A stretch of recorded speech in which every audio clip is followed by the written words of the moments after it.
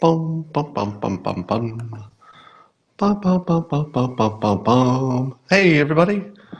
Happy Easter. I hope you've got your cup or your mug, your tankard, your stein, your thermos, your flask. I hope it's full of your favorite liquid. I hope it's coffee. I have my coffee. And now it's time for the simultaneous sip. Please join me. Oh, somebody wants to change my mind. 90 seconds, eh? Well, maybe we'll do that later. I got plenty to talk about today. There's news all over the place. Number one, I think there were 8 churches attacked in Sri Lanka for Easter. 8 bombs went off, presumably Islamic terrorists. And I asked myself, what is going to stop more and more churches from being attacked?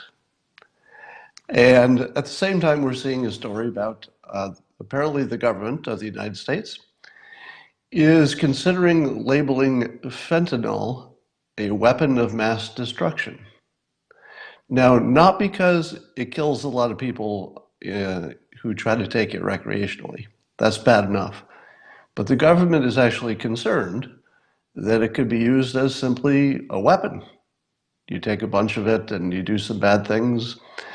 Now, some of you know that my book called The Religion War, which I wrote back in 2003. What year did this come out? Let me check. Why don't I see the year of my own book? Oh well, I think it was around 2003. And I predicted that the future of the world, which would be somewhere around now, according to my prediction, because it was a near future, not a distant future prediction. And by the way, this book is fiction, but it holds predictions in terms of the story.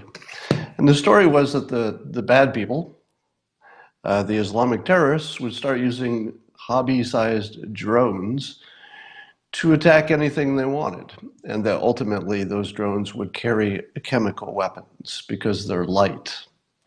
The obvious chemical weapon that they would carry is fentanyl. I would say the odds of a weaponized drone carrying fentanyl is close to 100%, eventually. Close to 100%. So this predicts that the likely conclusion of such attacks, since they couldn't be stopped very easily, would be an all-out war of extermination. In other words, only one religion would win, and they would be heading toward extermination unless the hero of the book can change something. So I'll leave that a mystery. But I'm wondering if we might actually get to the point where it might be illegal to use the internet if you have a religion, a certain religion. Could it be we'll reach the point where you're just not allowed to use the internet because it would be too dangerous to give you access to the internet if you're a certain religion? That would sound like a horrible, horrible outcome, but all of our future outcomes look horrible because if we have a full-out religion war, we could lose 1 billion people. That wouldn't be out of the realm of possible, 1 billion people. So let's hope that doesn't happen. And let's hope we get a handle on fentanyl.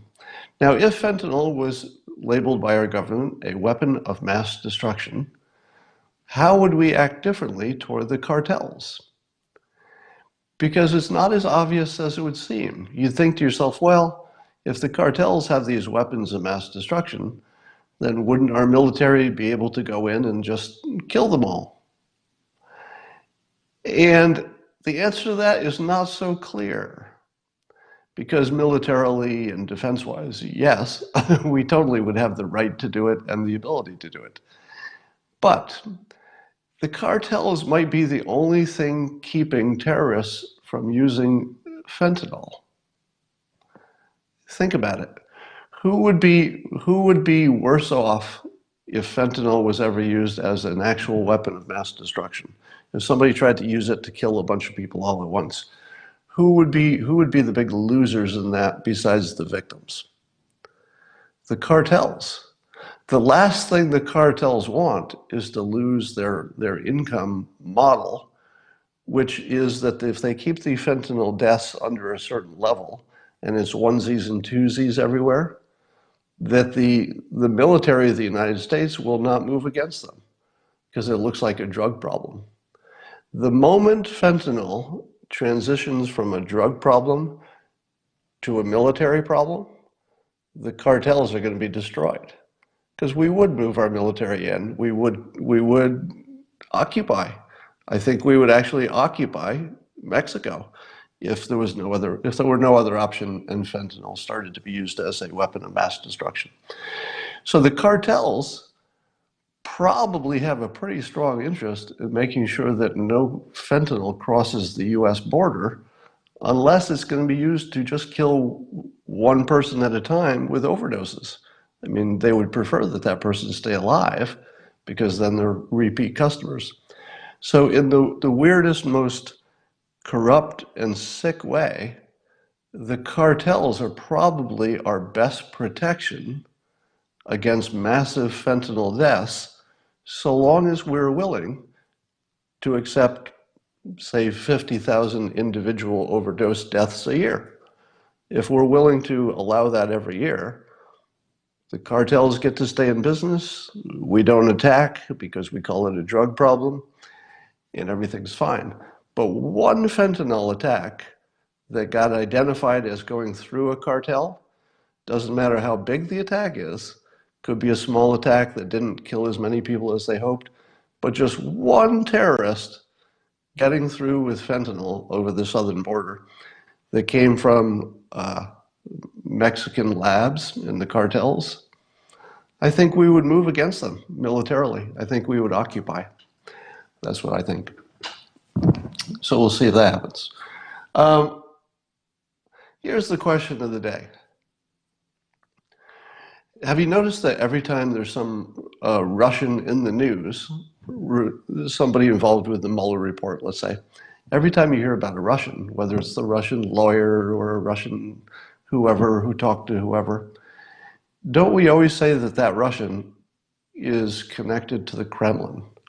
It's just automatic, right? Oh, this Russian is totally connected to the Kremlin. Therefore, Putin is directly or indirectly behind everything. But there's one exception. There is one Russian or Russians, they're part of the same story, that have never been alleged to be connected to the Kremlin. Until I just saw an article that's starting to suggest it in the New York Times. Chuck Ross article I just tweeted. And the idea is, wouldn't we assume that the Russians behind the Steele dossier, whoever fed that misinformation, wouldn't you assume that they were associated with the Kremlin? Because that's the most likely people associated with the Kremlin. But here's the problem. If the Kremlin was providing the Steele dossier information, that was 100% anti-Trump. And what are the chances? Let me ask you this. What are the chances that a Russian national, if there were any Russian citizens involved, I don't know that we know that yet, there was a native Russian speaking person who is apparently a source for Steele, but we don't know who that person's sources were in addition. So what if this was like every other Russian connection, it was connected to the Kremlin? Wouldn't that destroy the entire narrative that the Kremlin was trying to help Trump? Because the story that I'm seeing is just not fitting with the Russians are all trying to help Trump. Now somebody's saying it could be Ukraine, and maybe we'll find that out. But shouldn't we at least be speculating every 5 seconds the way we speculate on everything else? Shouldn't we be speculating the most obvious thing, that the Steele dossier was Kremlin connected? And if that could be demonstrated to be true, and maybe we'll someday know that, wouldn't it prove that Russia's motive was not to get Trump elected? You can't have both of those things being true. The current narrative is that, oh yeah, Russia was definitely trying to help President Trump. That was their motive. But the moment you tie the Steele dossier to the Kremlin, that motive disappears. And nobody, I feel like it's this big black hole where it's the most obvious thing we should be talking about because the answer to that question could be the answer to everything. You know, everything would make sense a different way if we knew the answer to that question. Was the Steele dossier connected to anybody connected to the Kremlin? If so, then that means that Russia was just messing with us and didn't really care who won. Because at that point, Trump only had, what, a 5% chance of winning, according to everybody? So why would they try so hard to take out somebody who had only a 5% chance of winning? Well, it would be because they're not trying to change the result so much as they're trying to cause trouble. Now, the other thing that I don't see the news discuss, even though it's been reported, so we know it's a fact, is that little Russian troll farm did anti-Clinton memes, but also anti-Trump memes. They did both. How come that's not, why is that not reported every time that troll agency is mentioned? Why do we say the troll agency was to help Trump? How can you explain that some members of that same organization were making anti-Trump memes? Were they trying to help Trump by making anti-Trump memes? Did they think that someday they would be caught and that 10% of them being anti-Trump would help them say, no, we were being fair? Somebody's saying Chuck Ross has literally said all of this. That may be true, given the article that I just saw. But why isn't that the headline?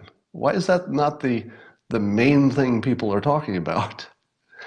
The other thing that's amazing is I'm trying to figure out how much is confirmation bias on my part and how much is just a mystery. And I'm going to ask you the question that probably all of you are wondering. Why are Clapper and Brennan not in jail? I actually don't know the answer to that question. Does anybody here know that? Because it's one thing to have some random pundit go on television and say, well, I suspect or I speculate this happened or what if this happened. That's what pundits do. But when two, very recent heads of our intelligence agencies who were literally in charge when all of this Russian stuff happened, when they run an obvious coup against the United States, and I think at this point, how could you not call that a coup? Because the two people who knew the most should have been Clapper and Brennan. They should have known the most about how this Mueller investigation was going to end up. They should have known that it would end up the way it did, which was there was no direct connection. If those two people didn't already know that, it's a big problem.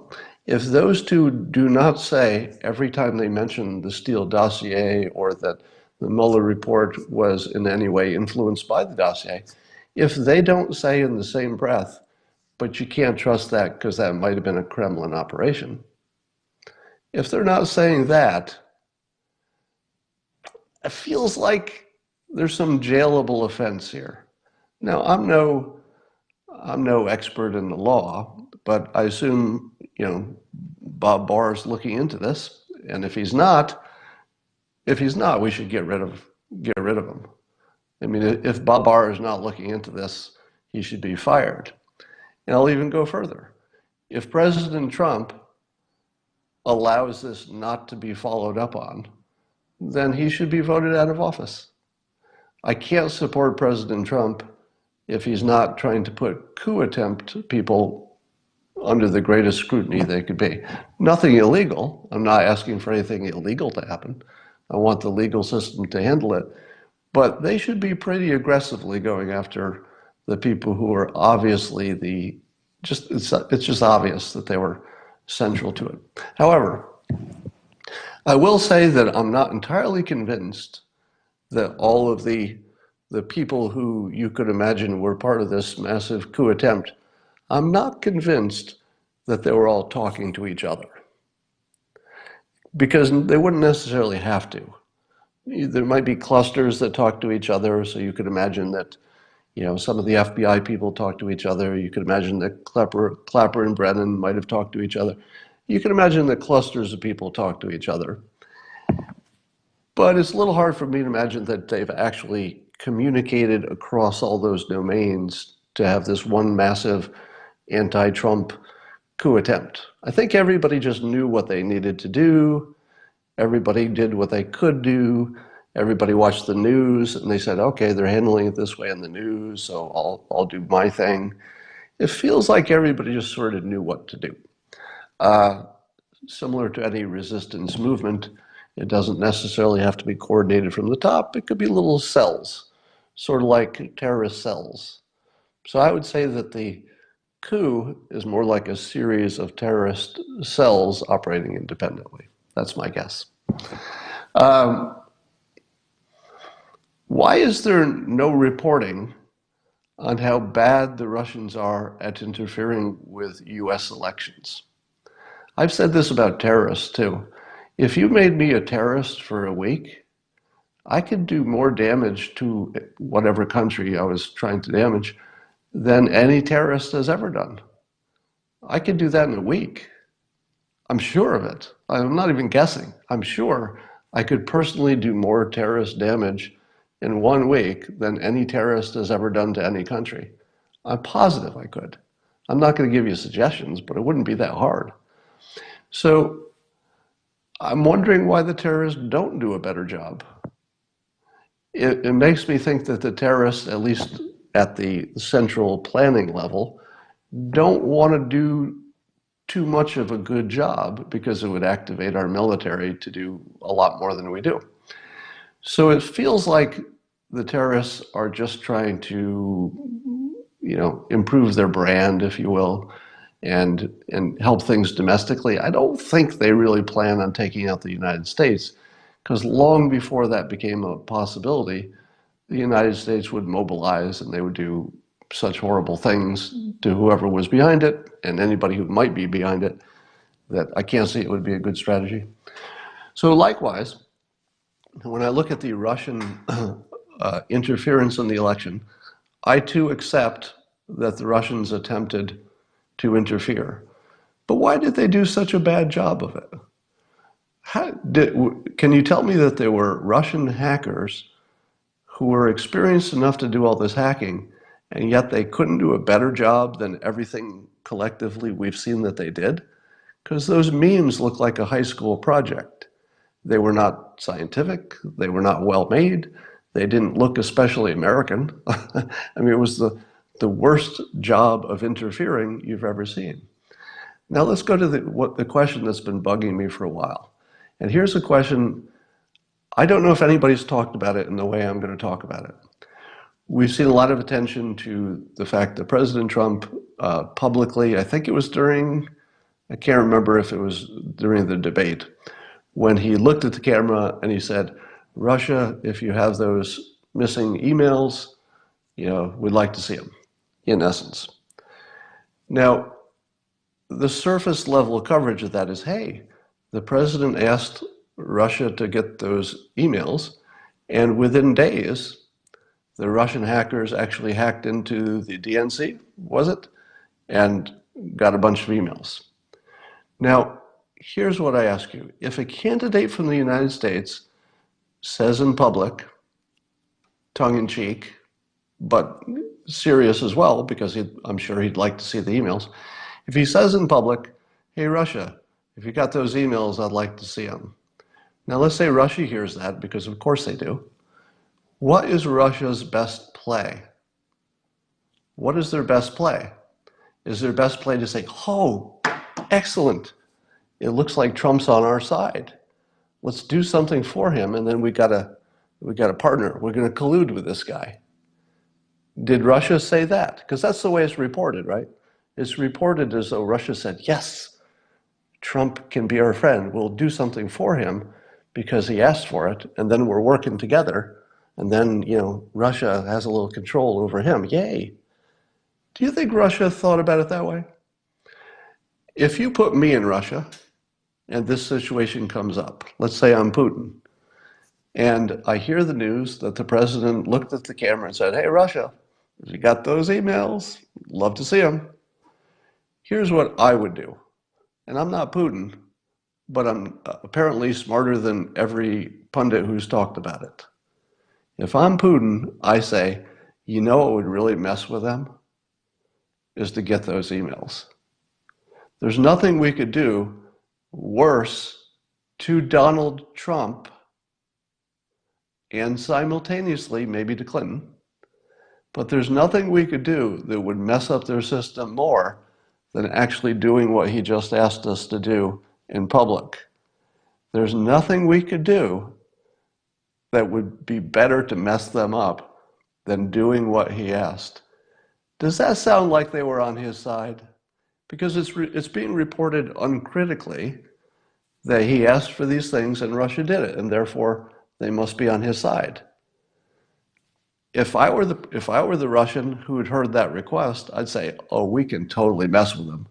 Let's actually give him what he's asking for if we can. If we can make this happen, this is going to be freaking awesome. It's going to rip their country apart because they're actually going to think that he's working with us. This is amazing. Let's just do this thing and screw Trump big and screw the country. In what world did Putin say, yeah, he asked for it in public, let's give it to him, they're going to figure out it was us, that should work out. That should work out fine. I can't even imagine Putin going through that process, but it's easy to imagine him saying, yeah, let's just mess with him. If you can get those emails, this would be great. Just get those emails. That is going to make them crazy. That makes far more sense as a hypothesis than that they were publicly getting these emails to help Trump. At the same time, they were doing the Steele dossier, maybe. Might have been behind that. Don't know. Why isn't anybody talking about it except one article in the New York Times? All right. I wonder how much mileage Trump could get by accusing Joe Biden of colluding with Russia. Think about it. Could Trump accuse Joe Biden, because he was part of the administration, of colluding with Russia? I feel like he could. And, it wouldn't be like a strong connection or anything, but the Trump administration included Clapper and Brennan. It included Obama. It included everybody who was putting together this conspiracy. Joe Biden was on the team who planned a coup against the United States. It feels like, he says, Scott, you're confusing two sets of email. Yes, let me clarify. The hacked emails were the Democratic, were the DNC. I believe that Trump asked for Hillary's email, which we have never seen. But as it's reported, they're treating him like they're one and the same the way it's reported. But you're right, there's a clear distinction. Those were different email situations. And if I got any of that wrong, let me know. All right. Let me see. Do you remember when all the Democrats were waiting for the Mueller report before they decided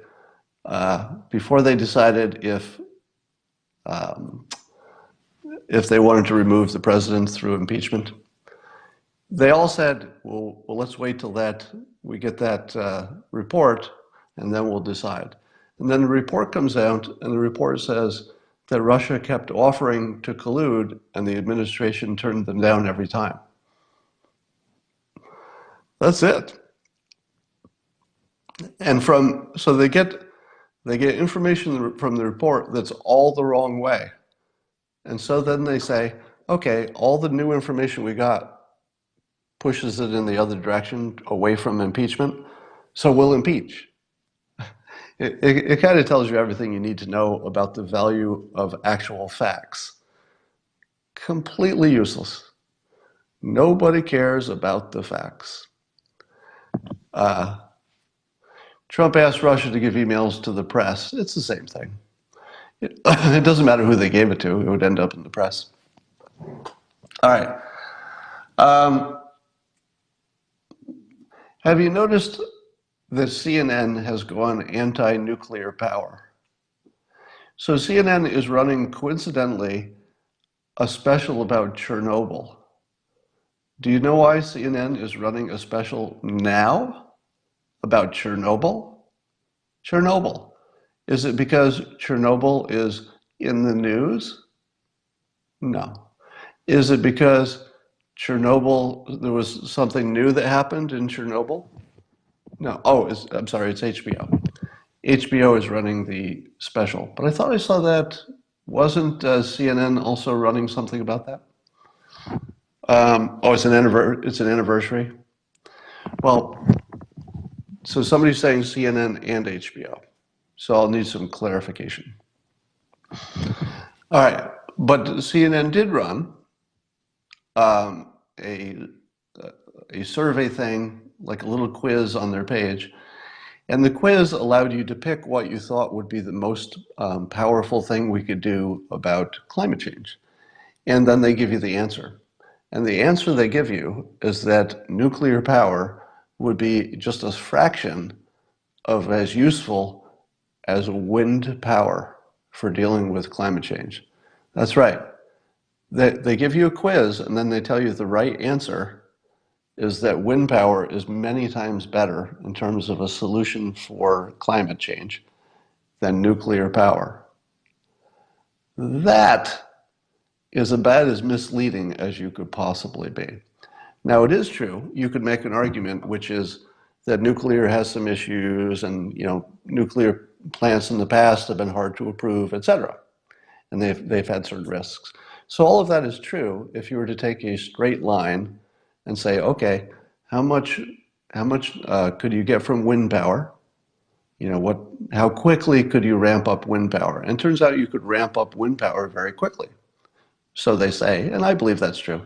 Seems like wind power could be ramped up fairly quickly. But you still got to store it. And I don't think we have a solution for what happens when the wind doesn't blow. So in other words, you have two solutions that both require a major technological set of improvements in order to work. There is no such thing as a wind power solution unless you also have massive battery storage, which has not been solved by technologists. We don't know how to make batteries economically and at the scale that you would need. We don't know how to do that. Likewise, Generation 4 nuclear does need to iterate a bit to figure out which solutions work, which are the safest of the several solutions, but it all seems within an engineering domain, meaning that if you test and you iterate, you definitely are going to get a better end result. It's something that is very much an iterative process. You do more iterating, you get better results. Same is probably true for wind and batteries.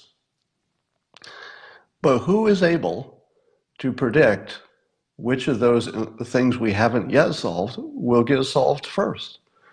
Who is it who is smart enough to see the future and say, oh yeah, we'll definitely solve the batteries problem before we'll solve, a good design for Generation 4 that can also get approved easily? That's a hard prediction. Bill Gates says nuclear is the way to go.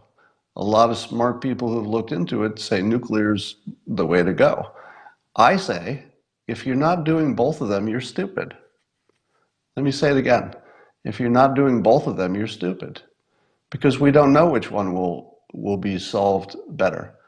If you ask me, do I know for sure that Generation 4 nuclear will always be the smart way to go compared to wind and figuring out how to get batteries that work.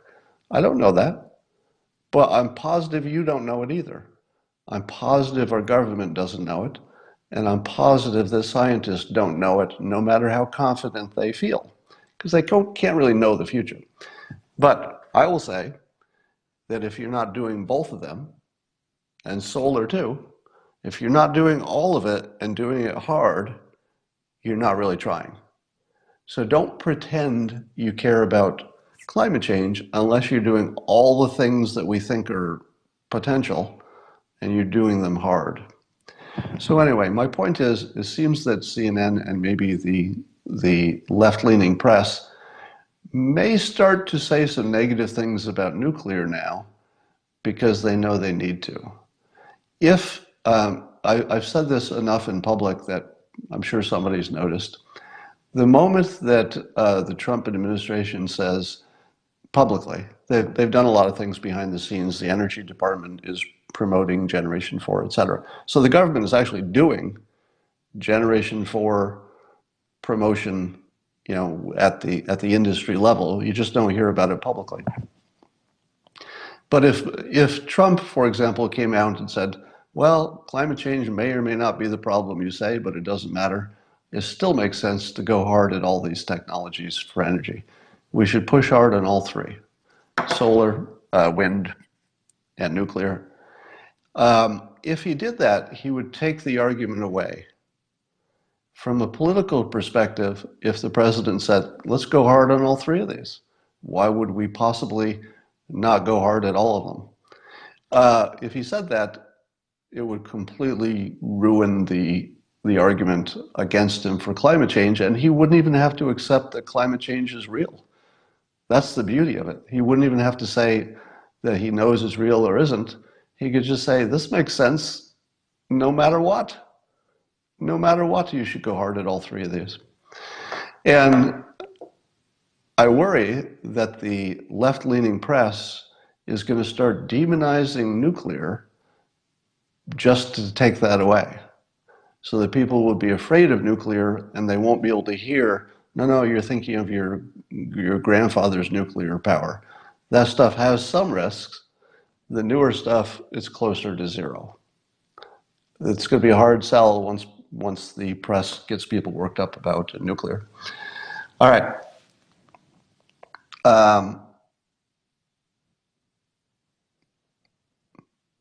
That's all I got for today. There was somebody here who wanted to convince me of something in 90 seconds. And I have to say it was a good pitch, because now you're causing me to put on my headphones, and I don't remember who it was, but I'm going to change headphones. Hold on.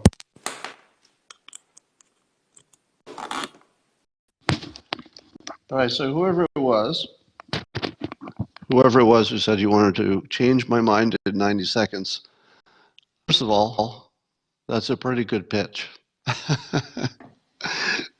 There isn't much you could have said that would cause me to change my plans and take a call.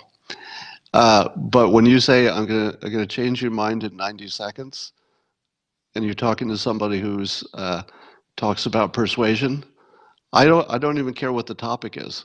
I just heard that and I thought, I wonder if they could change my mind in 90 seconds. And I don't even know what the topic is, but I don't remember who was promising. Was it Dan? Let's see. I want to find out who. I forget. I should have watched the name of whoever said they were going to change my mind. Dan, was that you who wanted to change my mind? Okay. Thank you very much. What's the topic, and what are you changing my mind from and to? Well, essentially, it's to do with the death penalty. I just need about 90 seconds to talk to you about a few things. Wait a minute. Wait a minute. What side do you think I'm on in the death penalty? Well, I was going to get to that. How could you change my mind if you don't know what my current position is? Well, that I was going to ask you. Just something that you said a few weeks back about fentanyl, and you called for the death of the people who produced the fentanyl. And it sort of took me by surprise. So I looked up, um, I Googled what was Scott Adams' position on the death penalty, and unless it's changed since then, that's fine.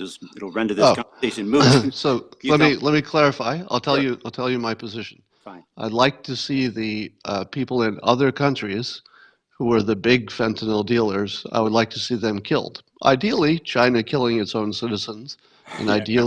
ideally Mexico killing its own citizens. But in terms of big dealers in the United States, I would be in favor of the death penalty for the big dealers, like the really high quantity ones, not the buddy who gave a friend some fentanyl. Yeah. So that's my position. Go ahead, change my mind. 90 Well, seconds. okay. Well, it just involves really just describing a few scenarios that you would consider, and just a question or two after that, and then that should be it. Okay. So, all right. Uh, All right. In order to establish a baseline, let's make sure we're agreeing on what we're talking about. Let's just say that you're walking down the street on a bright sunny day, and you were to see me approach a woman and her child and brutally murder those people. If I'm arrested and tried and convicted in a state that implements the death penalty, would you agree that I should be put to death under the current laws as a death penalty case? If the law says that you should put to death, then that's the law. Right. Okay. Okay. Well, that's in keeping with your statement, and I understand that.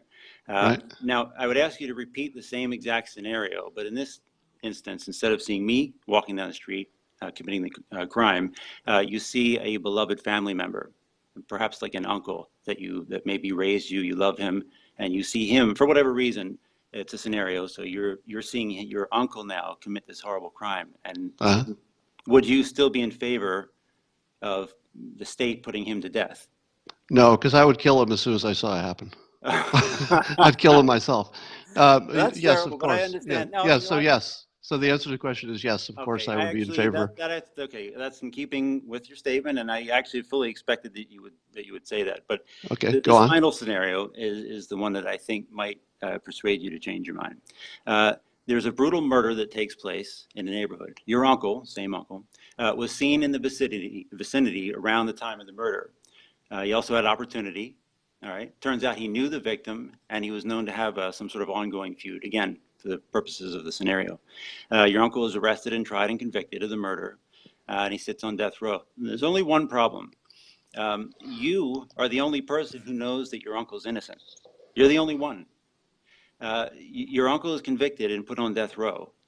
Okay. And for the reasons of shoddy police work, missing evidence, lying witness, an inept lawyer, corrupt. Right. He's unfairly He's jailed. Go ahead. unfairly thinking, and you're the only one who knows that. And after 10 years of you visiting him in jail, the state puts him to death. Are you okay with that scenario?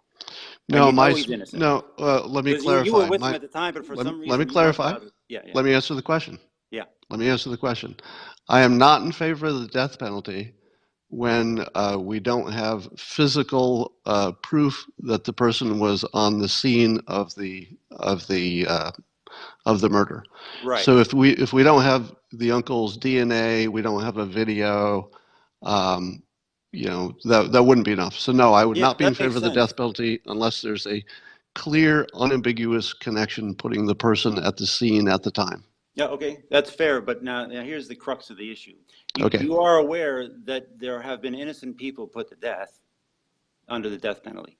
Innocent people, known to be innocent. And Yes. in fact, Yes. I'm aware of that. so you know that there's been people recently released that have been spending years in jail. Now, here, Okay. I would Now ask, I'm not saying how any of this has anything to do with the point. So well, I would because, you're way over your 90 seconds. Get to the point. okay, the point is this. If there's a mother sitting in a prison talking to her innocent son, she knows she's innocent, he's innocent, okay, and he's going to be put to death, and you have to, Say it without an analogy, because the well, analogies are non-persuasive.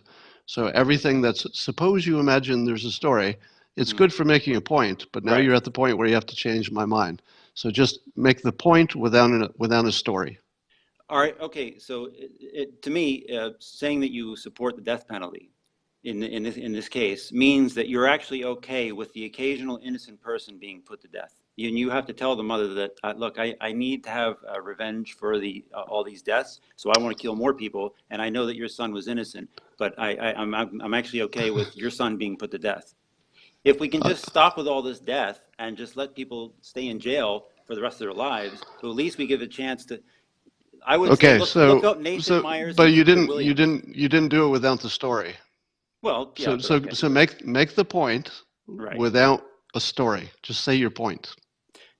Right. My point is, are you okay with saying that you're for you support the death penalty, which means that you are going to support the occasional innocent person being murdered by the state? That's what you Yes. would have to. Yeah. You're okay with that. Yeah. Of course. That's you. How could you be in favor of the death penalty without being in favor, not in favor of, but without acknowledging that some innocent people will be killed? Of course. Well, That that's not a very nice thing to support. I don't think. I mean, Well, that's why, Dan, I say that I'm only in favor of it when you can guarantee that the person was on the scene of the crime at the time of the crime. So, short of that, I would not Mhm. be in favor of it. So, most of your But examples, yeah, but most of that's yeah, I your understand. But the odds. that's a Hold yeah. on. Sorry. The Under my scenario, Right. the odds of somebody being wrongly killed by the state goes from way too high Hmm. to really, really small, but possible. And so, like with any other major policy that the country does, somebody almost always dies. It's anytime you make any kind of a big change on anything that's a life and death issue, Sure. people die. So you really can't, unfortunately, you can't say that the possibility of somebody nice dying should stop you from doing it. Unless We you don't just use that stop. standard for anything. Yeah, but unless you stop the death penalty, you don't have to kill more people. You can keep them in jail and look up Nathan Myers and Clifford Williams. They spent 43 years in jail for murder. One of them was Uh, actually on death row, and All they right, got out just recently. I'm gonna cut you off because now Okay. you're off topic. All right. All right,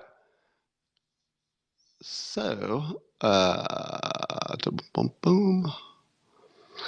All right, so my death penalty opinion is nuanced, and that makes it look like we generally think that people fall into one of the two sides because there's usually a no death penalty or yes death penalty. And I'm not on either of those exact sides. I'm in yes death penalty in the worst situations, especially if multiple people are being killed, and if we can guarantee through physical evidence that there's no question that the perpetrator was on the scene at the time. Those are my two situations. That would take the risk down to not zero, but very close to zero.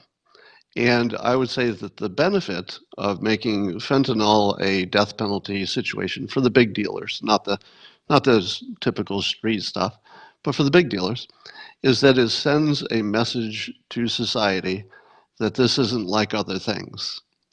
If you put a death penalty on something, you're sending a communication about the size and the extent of it.